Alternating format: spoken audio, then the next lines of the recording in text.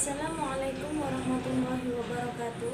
Saya Feni Komariah, NPM 181300007, Prodi D3 Farmasi Universitas Kadar Bangsa Palembang semester 4, ingin membahas praktikum tentang penentuan sifat asam dan basa dari berbagai sampel dengan indikator alami. Tujuan dari praktikum yang akan saya lakukan yaitu yang pertama, untuk mengetahui cara membuat indikator asam dan basa dari bahan alami, dan yang kedua yaitu untuk mengetahui sifat asam atau basa suatu zat dengan menggunakan indikator alami. Sebelum lanjut ke dalam praktikum, di sini saya akan menjelaskan sedikit dasar teori untuk mengidentifikasi sifat larutan. Untuk mengidentifikasi sifat larutan asam dan basa, kita dapat menggunakan indikator. Indikator ini dapat merubah warna ketika ditetesi zat asam ataupun basa. Indikator yang dapat digunakan yaitu ada indikator buatan dan indikator alami. Pada praktikum kali ini saya menggunakan indikator alami yaitu berupa kunyit.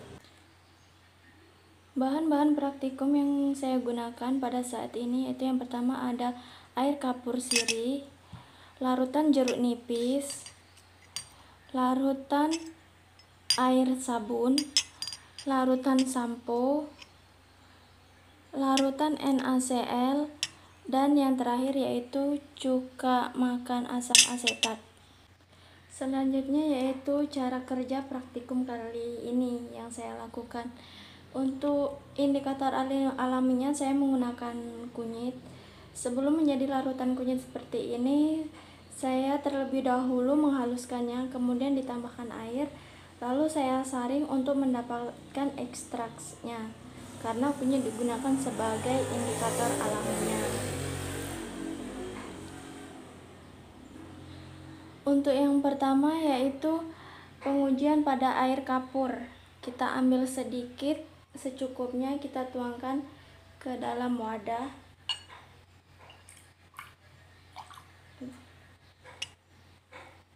Kemudian kita tambahkan indikator kunyitnya secukupnya.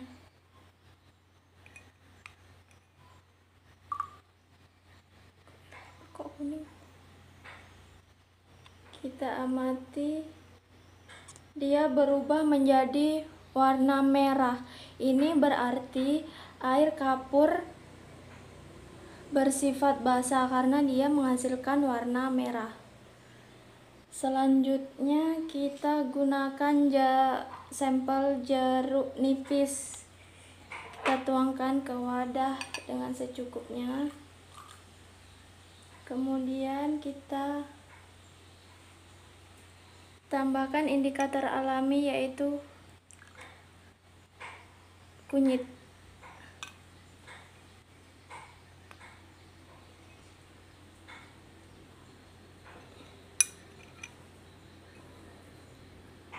Kita diamkan, kita lihat, dan perubahan warnanya yaitu berwarna kuning. Ini berarti jeruk nipis mengandung sifat asam.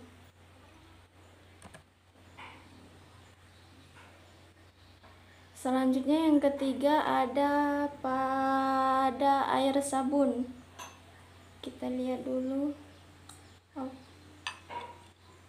Kita tuangkan ke wadah secukupnya. Kita masukkan indikator, dan ketika dicampurkan dengan indikator alami kunyit, larutan air sabun tersebut berubah menjadi warna merah. Ini berarti larutan sabun mengandung sifat basa. Yang keempat ada larutan sampo. Yang pertama kita tuangkan dulu secukupnya ke wadah. Terus kita tambahkan indikator alaminya.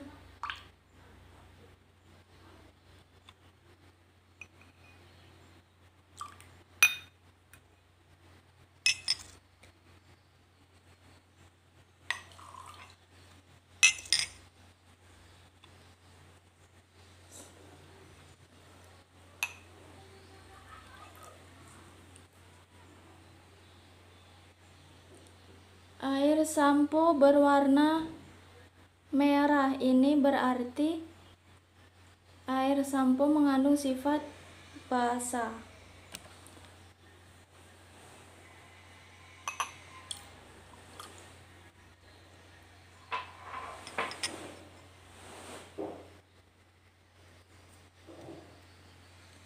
Yang kelima ada larutan NaCl. Kita tuangkan ke wadah secukupnya. Kita tambahkan indikator alami yaitu berupa kunyit.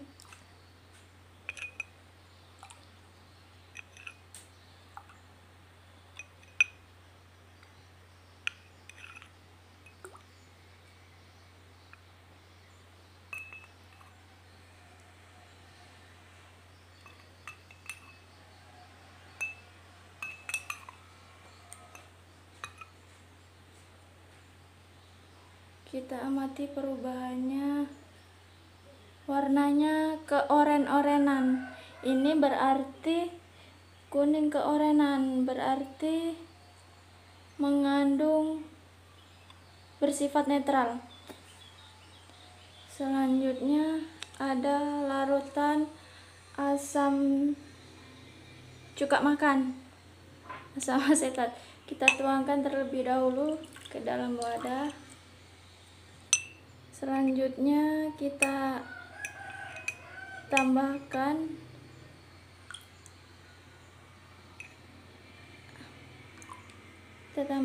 larutan kunyit. Kita homogenkan dan menghasilkan warna kuning. Ini berarti larutan cuka makan mengandung sifat asam. Inilah tadi hasil praktikum yang saya lakukan tentang penentuan sifat asam dan basa dari berbagai macam sampel dengan indikator alami. Dan indikator alami yang saya buat yaitu kunyit. Dari hasilnya yaitu dari air kapur menghasilkan warna merah, larutan jeruk nipis menghasilkan warna kuning, larutan air sabun menghasilkan warna merah, larutan sampo menghasilkan warna merah, larutan NaCl menghasilkan warna oranye, dan yang terakhir yaitu cuka makan menghasilkan warna kuning.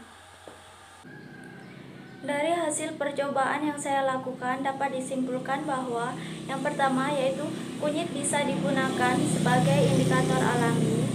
Larutan yang bersifat asam akan menghasilkan warna larutan yaitu kuning. Larutan yang bersifat basa akan menghasilkan warna larutan yang berwarna merah. Dan larutan yang bersifat netral akan menghasilkan larutan yang berwarna oranye.